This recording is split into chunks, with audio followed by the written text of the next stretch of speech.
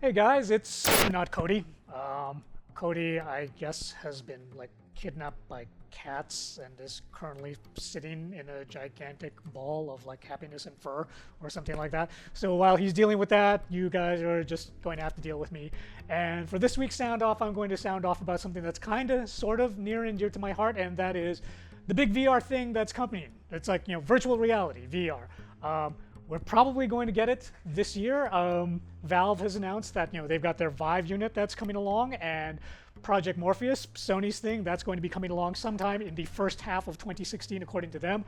Oculus Rift, we still don't know when that's happening. They're just hoping that it'll be soon, but they refuse to commit to a release date. Now, normally I would be like, nothing but sunshine and rainbows about VR, and it's coming in, oh, it's the future, and it's like blah blah blah. Invoke William Gibson, insert witty cyberpunk reference here, but there have been recent developments that have actually caused me some concern, and mostly this is the fact that it seems like Oculus Rift, otherwise known as Facebook, since they got bought up by Facebook, Oculus Rift seems to be bringing console fanboyism to the PC space.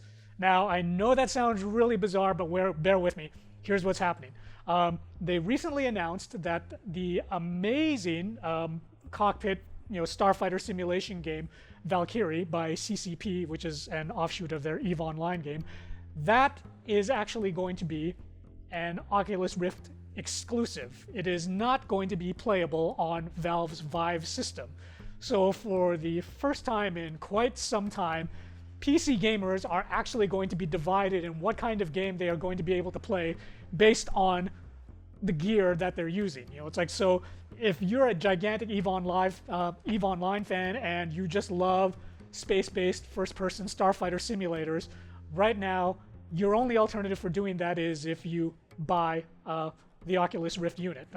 Valve is not getting it. There is one other alternative, which is that Project Morpheus is also going to be getting it. So basically, CCP and Facebook have sort of gotten together.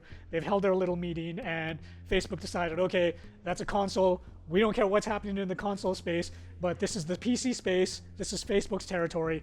We don't want you guys giving this stuff over to Valve, and they just threw a bunch of money, since Facebook is obviously worth billions of dollars, and CCP looked at that money and went, can we actually walk away from this? Honestly, no, we can't. So that's the announcement as it stands, and I feel that this is actually a really bad step for virtual reality to be taking, because it introduces, once again, the idea of a format war.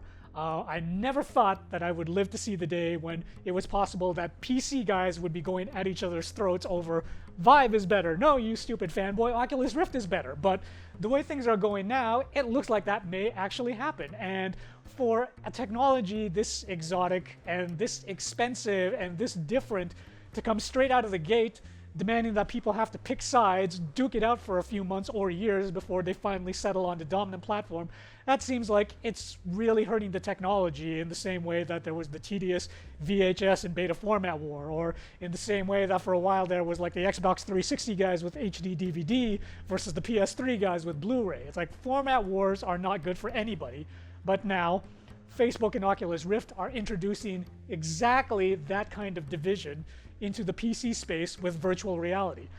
And I don't think that this is good. Now, I know that I have absolutely no pull over, it's like Facebook and Mark Zuckerberg, but it's like, Mark, listen to me. If you really want to have this empire in virtual reality, you've got to make as many people as possible want to buy it. Don't divide the audience even before the race has started.